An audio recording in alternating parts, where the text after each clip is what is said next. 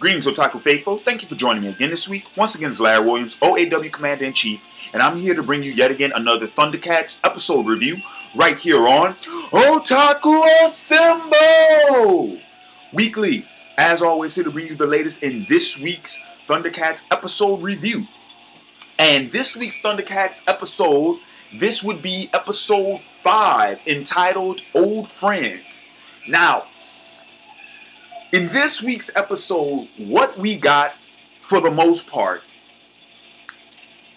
as you all will know, last week's episode, at the very end of last week's episode, we got introduced to Panthro. Came in, saved the day with a thunder tank. Well, this week's episode, we saw how Panthro interacted with the other ThunderCats. But most importantly, the main focus of this week's episode was we got flashbacks of Panthro and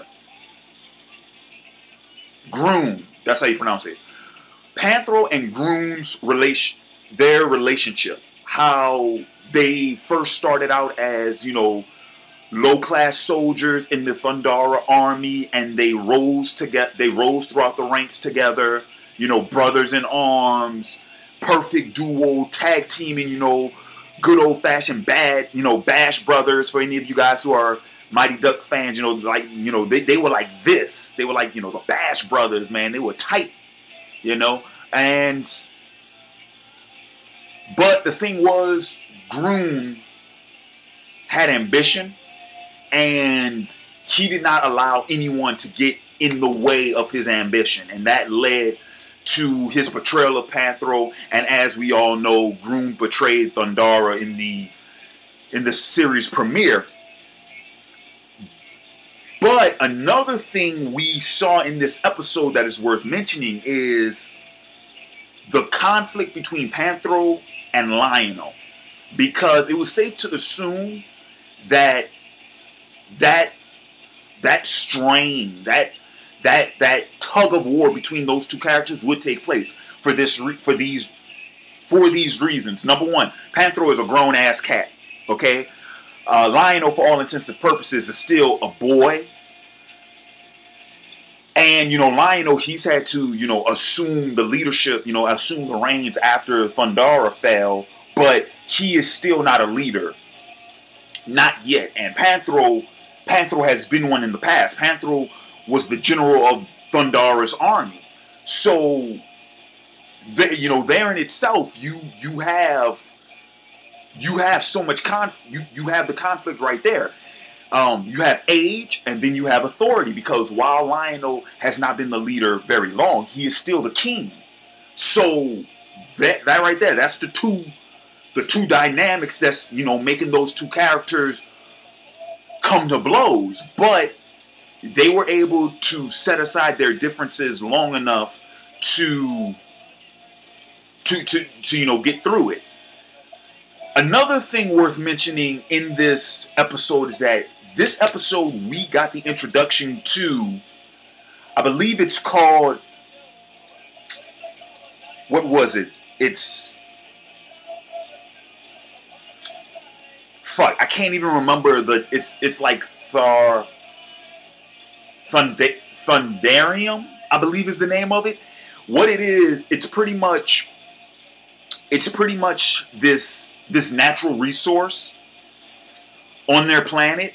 It's pretty much like a power source. It's a crystallized power source, and this is the first time we've seen it introduced in the series.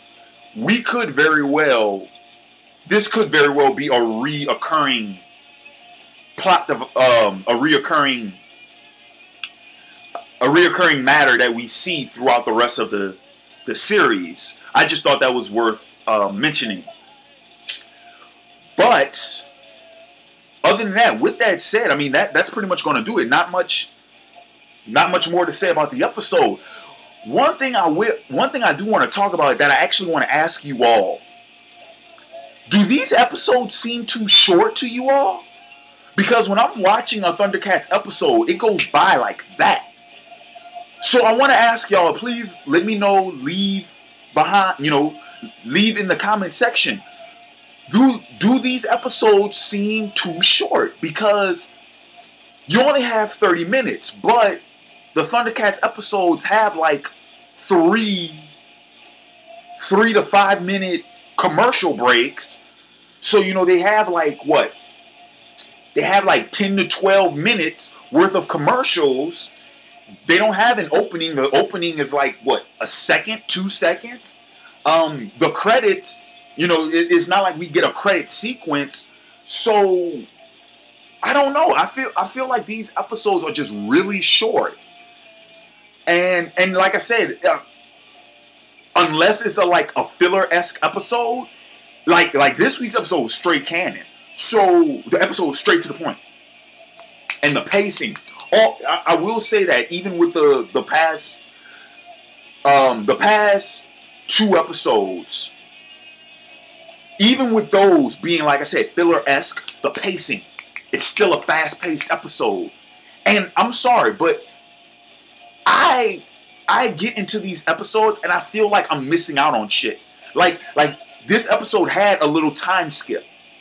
And I feel like I'm missing material. Like, I always feel, it's like, where's the rest of the fucking episode, you know? But other than that, yeah, I'm just going to go ahead. I'm going to wrap up this review. That'll do it for this week's ThunderCats review. Thank you all for joining me this week. What do I have coming down the pipeline later this weekend? I have favorite hero, favorite villains for the Kingdom Hearts series. And I'm sorry, it was no contest this week. The Kingdom Hearts series, like, quadrupled all of the other requests. Like, I haven't tallied up the votes since like Tuesday. And that's because the Kingdom Hearts series was already in like the 30s. So that I'm gonna do my favorite hero, favorite villain for that.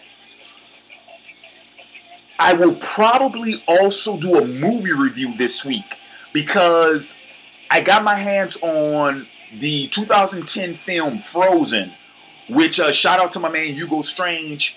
I ran across his movie review of it, so I went ahead, talked to him about it. He highly recommended it, so I went and checked it out. So I'll go ahead and I'll review that movie also. But for any of you all who are Sons of Anarchy fans, you know the countdown has begun. We have less than 4 weeks until the season 4 premiere. So what I'm going to do, as I've stated before, the weekly Sons of Anarchy reviews for season 4, that's going to be part of my fall schedule for the OAW channel. So because we have less than 4 weeks until the premiere on September 6th, this week is going to start off my Sons of Anarchy season reviews. What these are going to be is, these are quintessentially going to be for all of those of you who have not seen Sons of Anarchy. My goal is to do these reviews in a way where you guys don't even have to see the series before season 4. I highly recommend that you do. But what I'm saying is, what I want to do is, this week, next week, and the week after, each weekend, I'm going to knock out a season review so that by the time I'm done, boom, September 6th, season 4, and it's on and popping. And that's just to get everybody up to speed, because I know I have viewers who haven't seen the series, and I know I have viewers who want to check them out, but they just can't get around to do it. Your boy got you covered. The Commander-in-Chief has you covered. So I am going to do my season 1 review later this week. Well, it will probably be up. Most likely, it will be up on Monday. Most likely, it will be up on Monday. But with that said, this is Larry Williams, OAW Commander-in-Chief, signing off, and I will catch you all later. Peace.